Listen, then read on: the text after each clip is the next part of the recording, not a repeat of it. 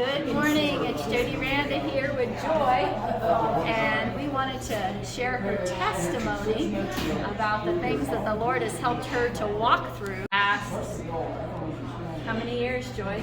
Last 5 years. Last 5 years. Yeah, so Joy was adopted by an amazing Christian family. When did your life start to change? And we probably ought to scoot up.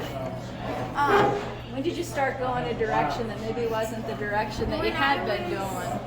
When I was about 16, I became very severely depressed, and I decided that I didn't want to live anymore. So that's when I started to seclude myself away from my family and be more wondering about the whole drugs aspect, and wondering how to get out of my mind and just to be somehow to make me feel happy. And so many parents are dealing with this right now with kids that are going through depression. When you think back now, what do you think opened the door to depression? For me, it was a lot of the trauma that I experienced as growing up as a kid, with my biological family. That all that trauma that I've endured really caused me to seek for other outlets. And that's when I started self-harming and doing all the many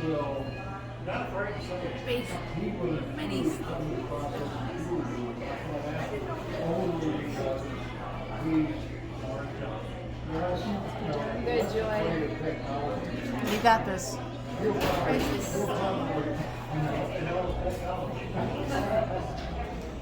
focused a lot on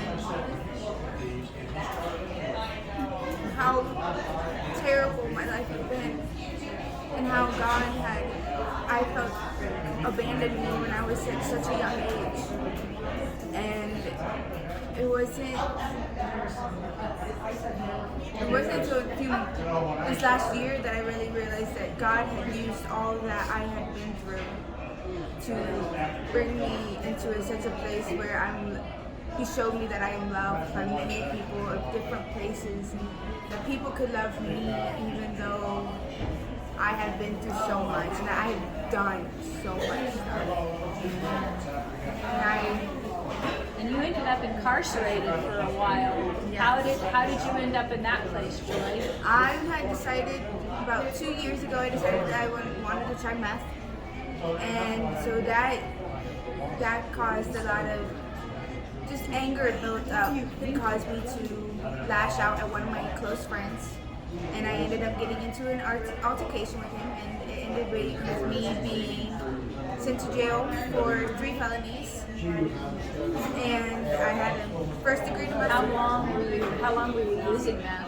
I was using meth for about 2 years at that time. Okay, that's a long time. That's hard on your body. This happened back in June of last year, or May of last year. And I ended up with 3 felonies that I was facing a minimum of 3 years in prison for these 3 felonies. And it was only by the grace of God that I was able to get out. I don't know quite what happened, but you have quite a story about that day. You were telling me about your grandfather. Yes. When you had no idea you were going to be released. And I get prison and jail confused. Which one was it? I was in jail. Jail. So But I was facing prison. And you had no idea when you were going to be released. And what happened that day? Okay, so that day I went to my preliminary hearing, and I was expecting to just be another court date, just to, you're going to be sitting in jail for a few more months, whatever. Well, my victim had came to court saying that he no longer wanted to press charges against me. Oh, praise God. And that he wanted me to be released that same day. So by the grace of God, the state didn't pick up my charges, which they had all rights to. There was plenty. It is very unusual for them not to pick up, especially the type of charges that I had. They were very. I was considered a danger to society.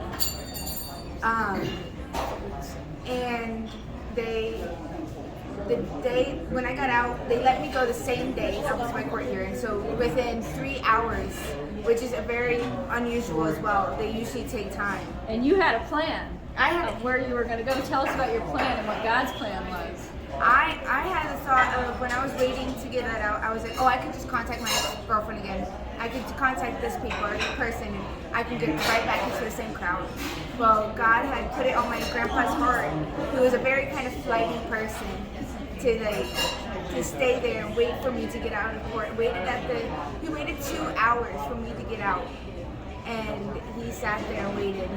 And by the time I was released, he was ready to go for me. And God had made sure that I had somebody there to pick me up and to take me to their house, so that way I wasn't going back into the same crowd again. And then how did you end up at Gospel Homes for Women in Colorado Springs? Because you were in this state. No, I was in Missouri. I lived in Missouri for the last 4 years, and my parents had brought me up here because my baby daddy lives up here, and so I'm trying to reunite with them and get back into that relationship.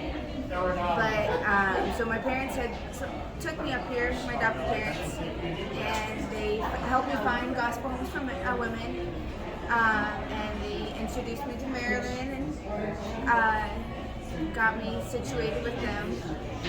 Yeah, and how's that been? Being there the last 6 months, it's a difficult thing. It's not an easy thing, but how has Gospel Homes for Women got you to this place today that you are ready to move out on your own, surrounded with family and love?